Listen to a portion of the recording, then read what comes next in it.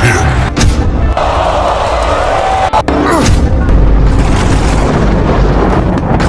Kung Pinoy boxing prospect lang ang pag-uusapan, isa sa may potensyal na maging world champion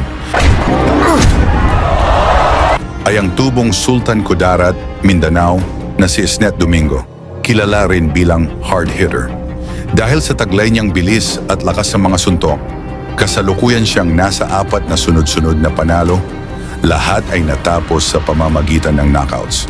Maagang natutong magboxing si Domingo sa tulong ng kanyang tiyuhin, si Michael Domingo, isang batikang champion na may 42 panalo sa kanyang karera.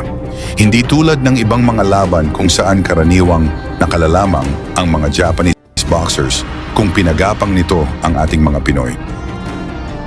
Ngunit iba ang naging istorya para kay Domingo dahil 2 Japanese ang magkasunod niyang pinatulog sa kanilang sariling teritoryo sa harap ni Naoya Inoue. Una niyang nakasagupa ang undefeated Japanese boxer na si Yukiya Limura sa Korakuen Hall sa Tokyo, Japan. Sa laban na ito, pinatumba ni Domingo si Limura at tinapos ang laban sa ika-6 na round.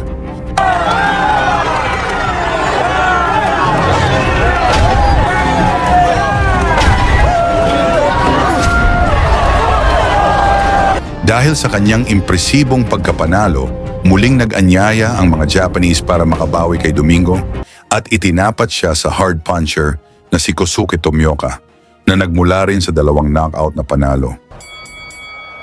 Sa pagbungad ng unang round, mga malalakas na suntok kaagad ang pinakawalan ng 2 knockout artist na gustong tupusin ng maaga ang laban.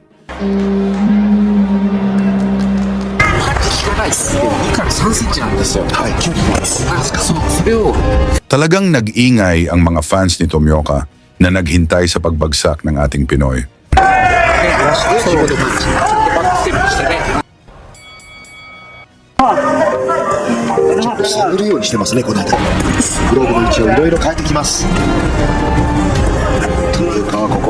Mula sa solidong naipatama ni Tomioka, talagang naalog itong si Domingo at nagpakita din ito ng tapang.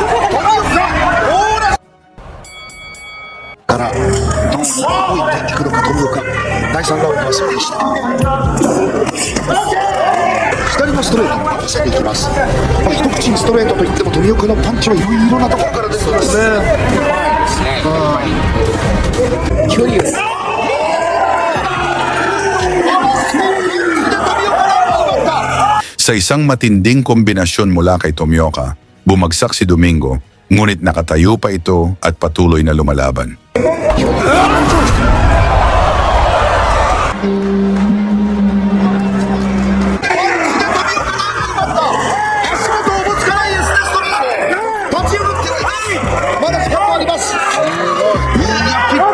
Binanatan na siya ni Tomioka upang tapusin na ang laban, ngunit nagpakita din ng tapang itong si Kabayan.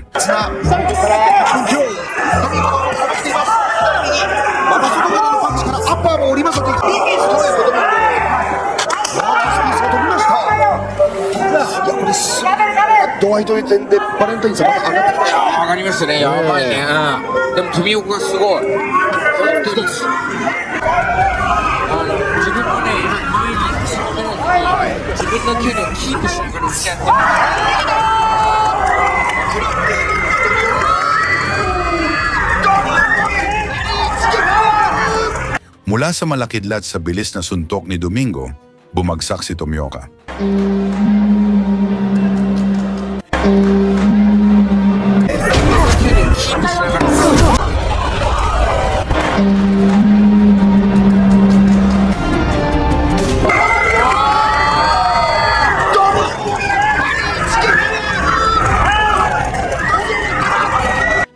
sinubukan pang tumayo ni Tomioka, halatang nahilo pa siya, kaya nagpasya ang referee na itigil ang laban para maiwasan ang mas malalang pinsala sa kaning future world champion.